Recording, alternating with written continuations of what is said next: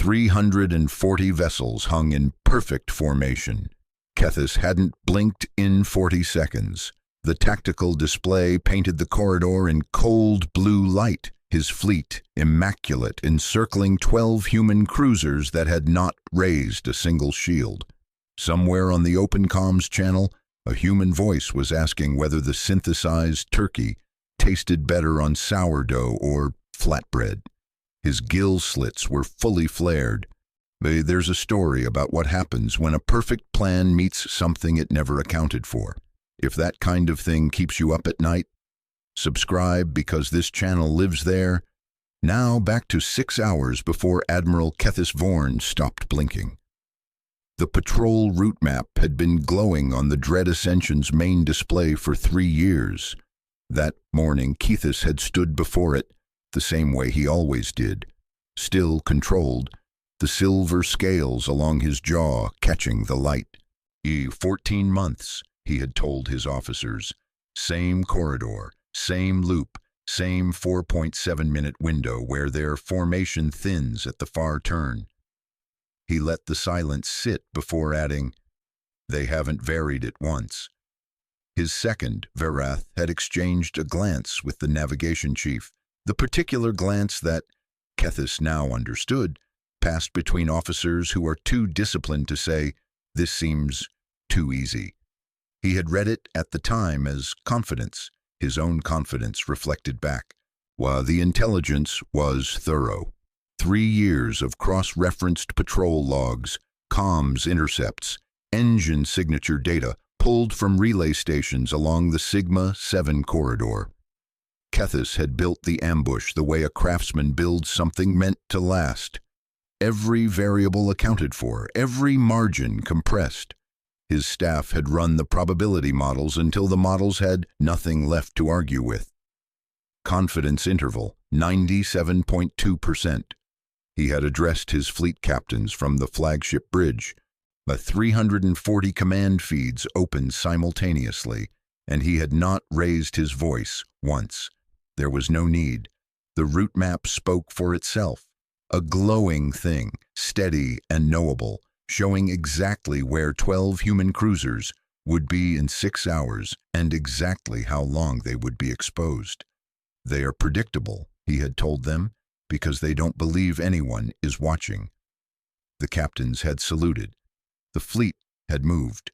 Kethis had not permitted himself to think about the 0.3%.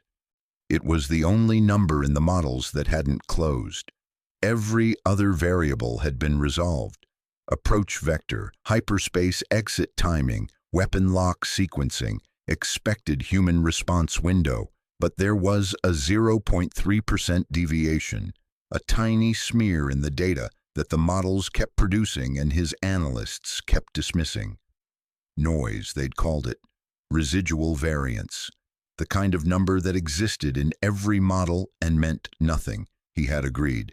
See, the fleet had dropped from hyperspace in perfect formation.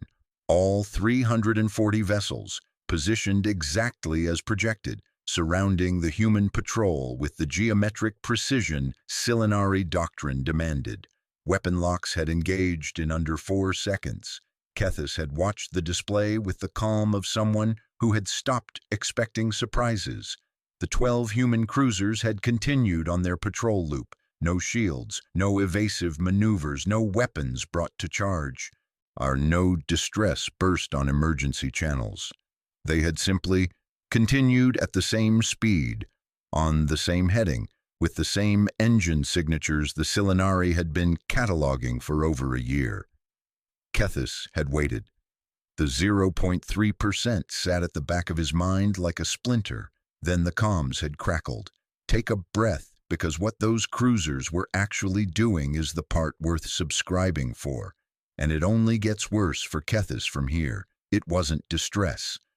It wasn't a command channel scramble or a weapons officer calling battle stations. It was a single voice, female, unhurried. The particular tone of someone reading from a checklist they've run before. Sigma-7 actual, this is Vey. Confirmed drill variant Bravo. Clock starts now. Every human cruiser lit up, not weapons arrays, not shields, not anything. Kethys's targeting systems were calibrated to read as a threat. Sensor arrays, broad spectrum, high resolution.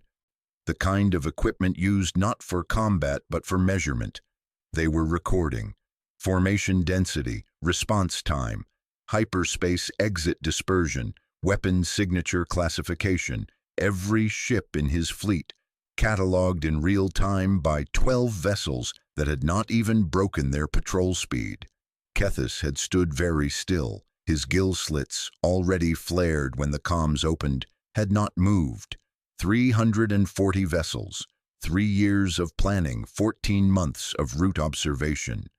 And the humans had opened a recording session. On the secondary audio feed, still open, still live, a different voice had resumed the earlier conversation. The synthesized turkey, apparently, was better on flatbread, but only if you toasted it first. Kethys had not given any orders. He had simply stood at the tactical display in the cold blue light of his own perfect formation and not blinked. Sarah Vay's voice came through the comms again 4 seconds later. Decent formation. A pause, the kind that suggested she was writing something down. Tell your port wing to tighten up. They drifted 0.4 degrees. No hostility, no triumph. The same tone someone uses when correcting a junior officer's paperwork. Kethys's second, Vareth, made a sound that was not quite a word. The sensor arrays ran for 11 minutes and 32 seconds. Kethys knew the exact duration because he watched the timer on the secondary display and did not look away from it once. It was easier than looking at the formation. His formation, 340 ships, holding perfect position while 12 human cruisers measured them the way a researcher measures a specimen. When the arrays went dark, the human patrol simply resumed its loop. Same speed, same heading, same 4.7-minute window at the far turn, which Kethys now understood had never been a vulnerability. It had been a door left open. Vareth said carefully, "Admiral, should we pull the route map?" The display shifted. The patrol route Kethys had studied for 3 years, memorized, modeled, built an entire campaign around, reappeared on the screen. But the file header was different now. His comms officer had pulled the full unencrypted tag that the sensor sweep had apparently stopped bothering to mask because there was no longer any reason to. Calibration route Sigma 7, live drill asset, do not alter, below it. In the same bureaucratic font, training obstacle, batch 7, batch 7. Kethys read the words twice, not because he hadn't understood them the first time, but because his mind kept trying to find a different interpretation and kept arriving at the same one. His fleet was logged, filed, given a batch number. Somewhere in a human military database, 340 Silinari warships were catalogued under a training asset record alongside, presumably, the batches 1 through 6, whatever those had been, whoever those had been. His gill slits had gone very flat. Vareth was not making any sounds now. Neither was anyone else on the bridge. The kind of silence that falls when everyone present understands something terrible and no one wants to be the first to confirm it aloud. Kethys thought about the 0.3%. He thought about the analyst who had called it noise. He thought about 14 months of patrol logs, consistent, unvaried, perfectly reliable, and understood, with the particular clarity that arrives too late to be useful, that consistency had never been their failure. It had been the instrument. The humans had not failed to vary the route. They had chosen not to. Every pass of Sigma 7, every engine signature, every timing window had been deliberate, a repeated, controlled condition held steady across 14 months, so that whatever came to observe it would produce clean, comparable data.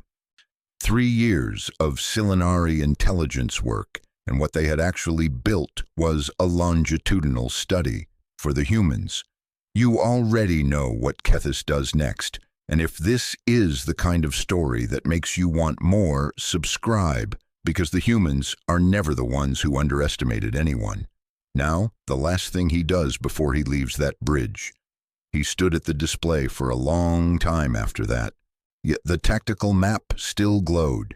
340 vessels in the formation he had spent months perfecting, the geometry clean and exact, every ship in its designated position. It was, by any objective measure, an impressive piece of fleet coordination. He had drilled his captains on dispersion ratios for 2 years. The formation was correct. It was just that correct, it turned out, was a data point. Somewhere in the Sigma 7 corridor, 12 human cruisers had completed their loop and were back on schedule. Vey had probably already filed her report. Batch 7, formation quality noted, port wing deviation logged, recommendation pending. Kethis imagined some human officer reading it over morning coffee and making a small annotation in a margin. He reached out and turned the display off. Not the retreat order, not a command to his captains, not a word to Vareth, who was still standing 3 paces behind him with the very still posture of someone who has decided that speaking first would be unwise. Kethis simply turned off the screen, and the bridge went dim, and 340 ships hung in the dark waiting for an order that was going to take their admiral a few more minutes to find the words for.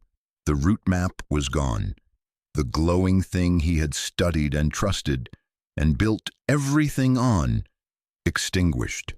What remained was the faint reflection of the dead screen in the viewport, and beyond it, the Sigma 7 corridor exactly as empty and unbothered as it had always been. What would you do with 3 years of perfect planning and a batch number? Tell me in the comments, and if you want to be there for whatever the humans do next, subscribe. Tomorrow's story starts where Batch 7 ends. You don't want to miss what comes in Batch 8.